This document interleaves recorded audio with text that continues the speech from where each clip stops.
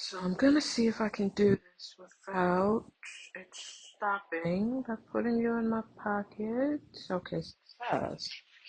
So this is the first, I guess, training session, initiation session of me just speaking. Um, you know, loads of discourse going on about AI and valid, it is harmful. Um, It is spreading too quickly. It's unsustainable in a lot of ways. There's also some good practical uses out of it. I guess that's all things in life are supposed to be in moderation.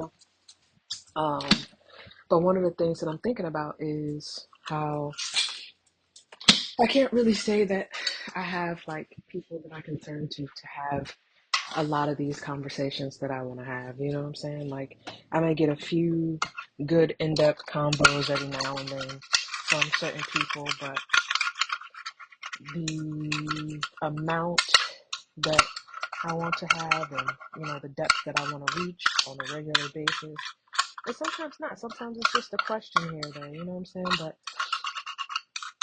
I don't know. First of all, people have their own lives going on, and secondly, everything is subjective through the lens of each person, of their experiences and so forth. What are you doing?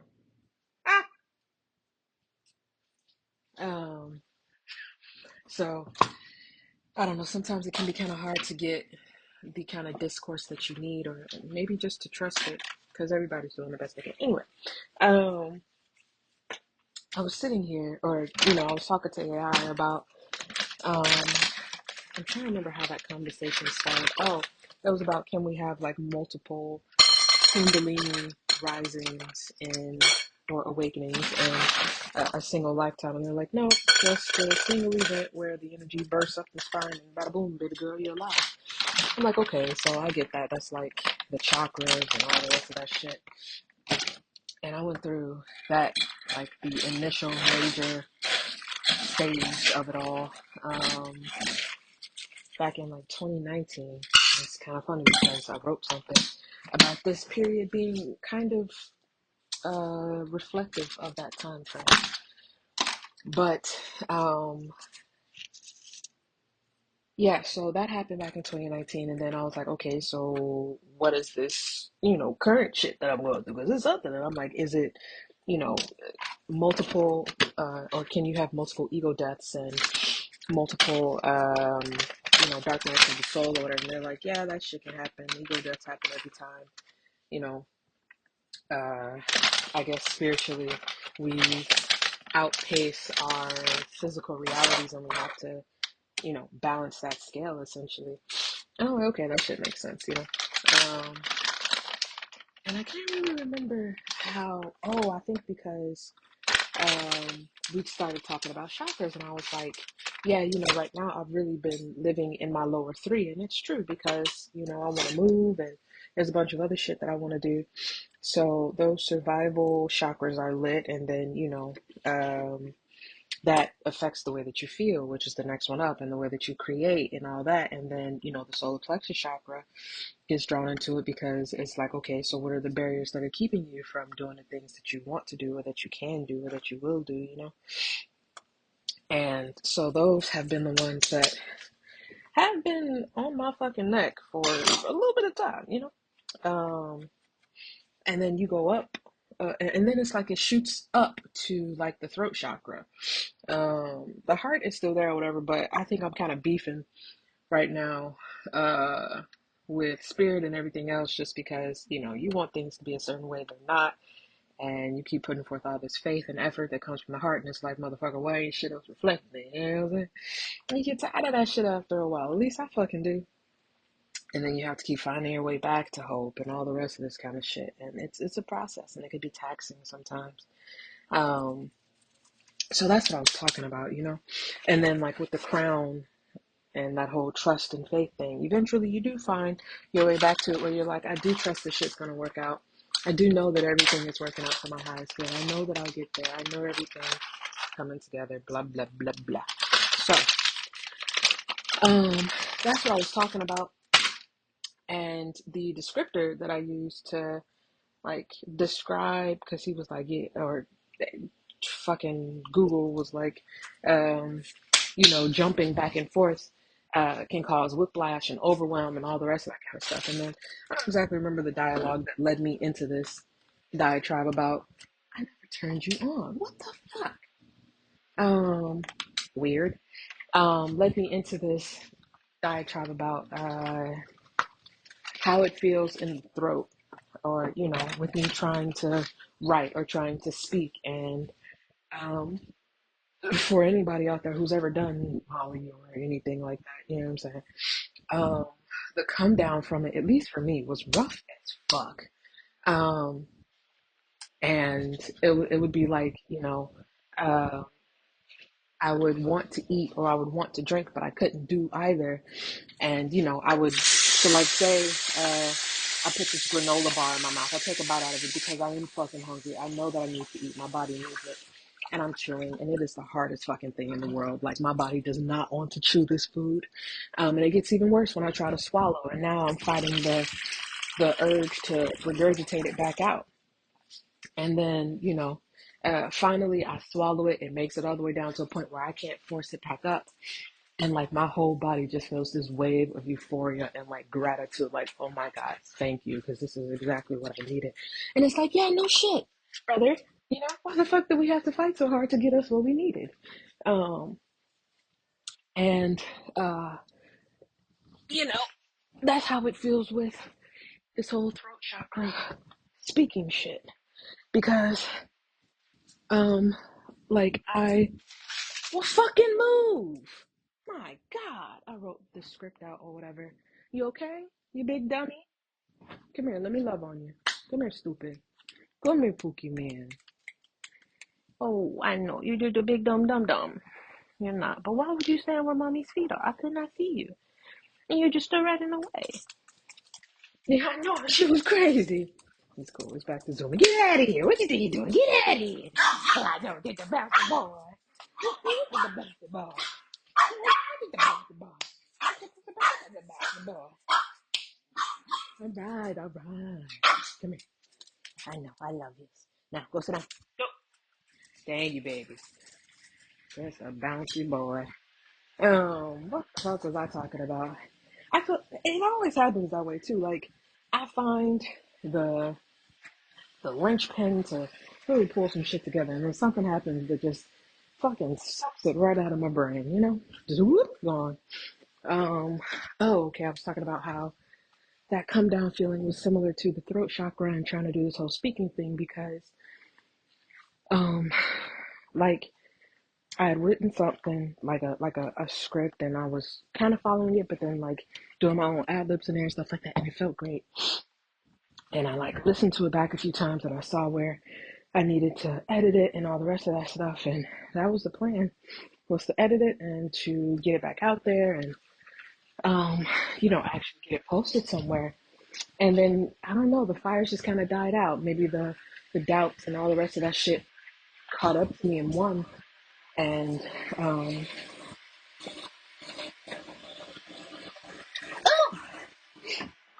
that's great.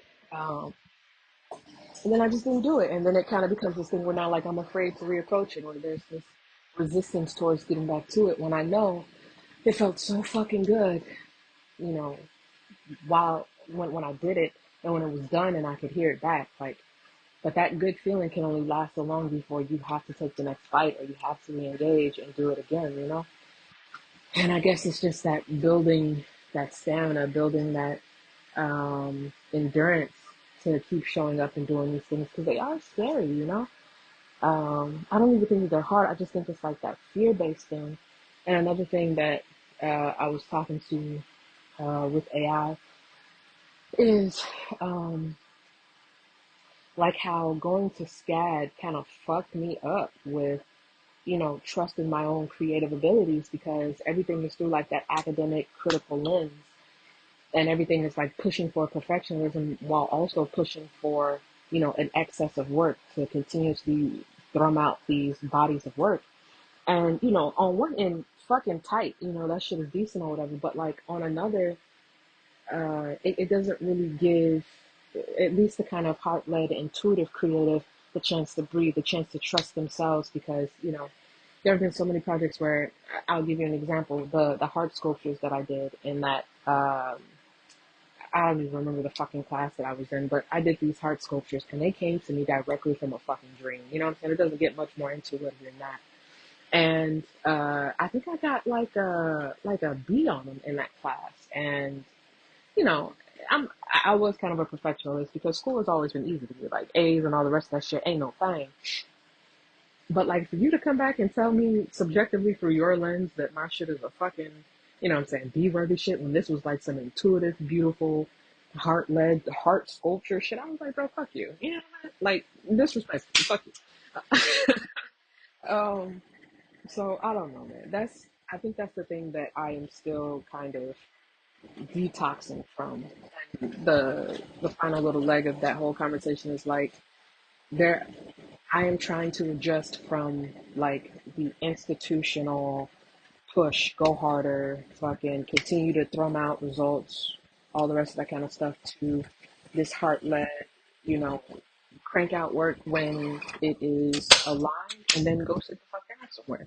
And that shit is hard because life and bills and, you know, uh, handling the day to day kind of stuff doesn't stop just because, spiritually you're on a timeout. You have to keep moving.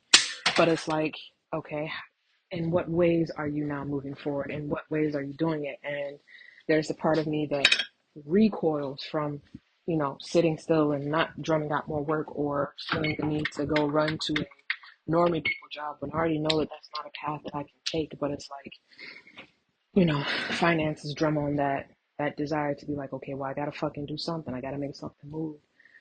And I think that's been so hard for me that it's like this constant battle between the head and the heart. You know what I'm saying? Like, which one is leading the charge? Because the head would immediately make us go get a fucking regular people job and suffer through it and do whatever we gotta do just to, you know, make ends meet or whatever. And then there's the other part of me that's like, you need to sit the fuck down somewhere, especially when you're feeling burnt out, because a lot of the stuff that I'm processing, I think that's like the biggest thing with spiritual work or spirit work, period. Shadow work, whatever the fuck is, it is work. It is fucking hard and it takes so much out of you. But it's like, it's intangible. It's things that you can't see. It's like an invisible injury. So it makes it so hard to be convincing or to show up and be like, oh yeah, there's things that I can't do. I guess it's the same way with getting a normal people job. You know what I'm saying? Like all of my injuries are invisible. You cannot see them. Not invincible, but invisible. So, oh my God, I almost ripped my nose ring out. The migraines, the stomach issues, the fucking PTSD and all the other mental stuff. And it's like, and I have other physical ailments too, but I've gotten so good at, just walking with them that it's not something that you actually see unless they are really, really bad. So, same lens of people being like, well, why can't you just go out and do this? Why won't you do that? And they're like, oh, you're just being fucking lazy, this and the third. And it's like, bro, I am not. I am working my fucking ass off every day, even when it doesn't seem like I am, because reprogramming yourself from that constant do to waiting to move when the action actually calls for it instead of doing it out of fear, out of anxiety, like that knee jerk reaction, just because you feel like something has to move. And it's like you having to deprogram yourself from that shit is nauseating, truly nauseating. Excuse me. And, I, I've always been somebody who has looked to as many modalities as I possibly can to learn more about myself, to learn more about others, how we flow in this world, what energies or what things might be influencing us, all that kind of shit. And of course, that led me to human design at one point, and it's something that I regularly look at, because I find a lot of legitimacy to it. And with me being a projector, that's all about, waiting for the invitation. And that shit was hard to digest at first because it's like, so what am I just fucking sitting here idly waiting for somebody to be like, yes, I invite you to come be a millionaire. And it's like, nah, that's not what the fuck it is. It's like the whole point is for me to, rest when I need to, do the work that actually calls to my heart, and share it when it feels right to, not because I am seeking money or I'm seeking attention or validation, because I have felt it. I have been living this fucking life. Every time that I do that shit, it does not pan out.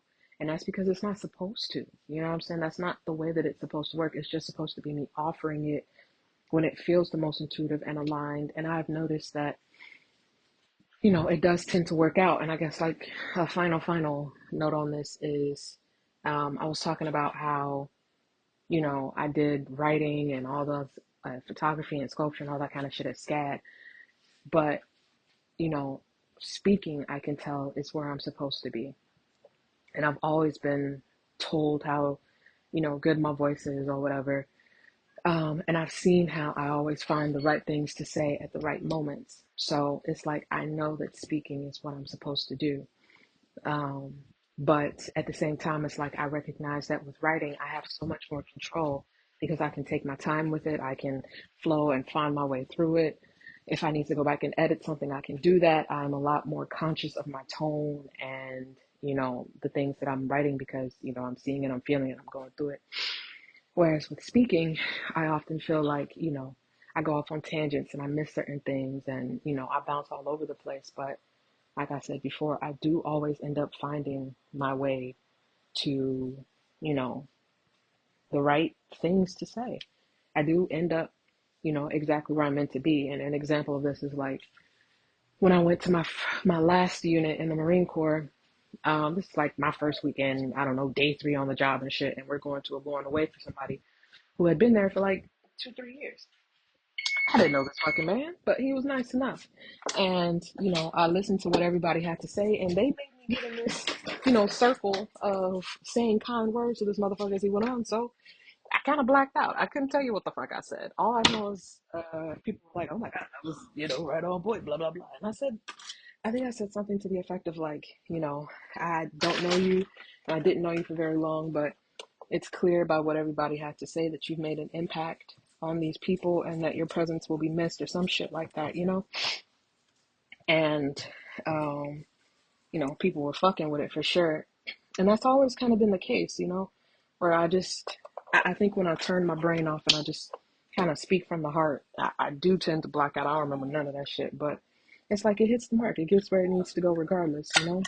So I think it's just more of trusting that if I can release control, fucking message for life, if you will, that I will get to where it is that I need to be. As always, it's easier said than done.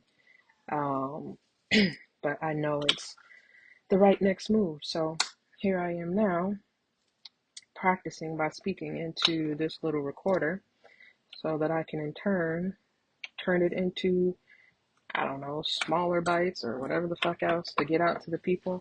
Because it's never going to be very succinct. You know what I'm saying? If you give me a chance to riff and just fucking chitter and chat, I'm going to chitter and chat. But I feel like there's always something in there that somebody can take or somebody else needs to hear just because that's what I've always been shown in life. So I guess it's just being brave and overcoming and fucking facing down these fears and all the rest of that kind of shit to get me where I actually need to be so that I can do what I feel like I'm meant to do, which is to share and help people feel, whether that's validated or triggered or whatever the fuck it is that they need to feel to get them on to the next phase of their life. You know what I'm saying? It's not to come from a showboaty place or to make it seem like I'm trying to, be all powerful over other people. I genuinely want people to be happy in life. And what I've learned, that should take some strife. You know what I'm saying? It takes some becoming and unbecoming and fucking learning and unlearning. And it's just this constant spiral, constant spiral of, lessons and applying the shit and trying to get better, you know what I'm saying? So I don't know. I think I didn't talk myself hoarse, but at the same time it's that feeling of, okay, well I'm already doing it, so why would I stop? But like my fucking throat is like, please cut it out. Give me a second. So I guess the next steps would be, how do I keep this conversational talking to my homie voice, to put it out there to the masses. And it's like, do I curse? Do I not curse? I'm a fucking curse because I curse in real life, you know? Um, how how do I do this? And, I guess, I don't know. Maybe I'll just put this out as it is, no edits, so that you can hear all of the realness in it. And maybe that'll change as time goes on. I feel like maybe that's for the best. Um, but I'm gonna end this one even though I have like 50 million fucking connecting thoughts. Mama, to keep it going. Go, baby. I'm gonna end this one where it is. Say thank you for listening. I hope something in this thing is something to you since you dedicated all that time to me. Come on, baby. To the old man. And yeah, take care of yourself.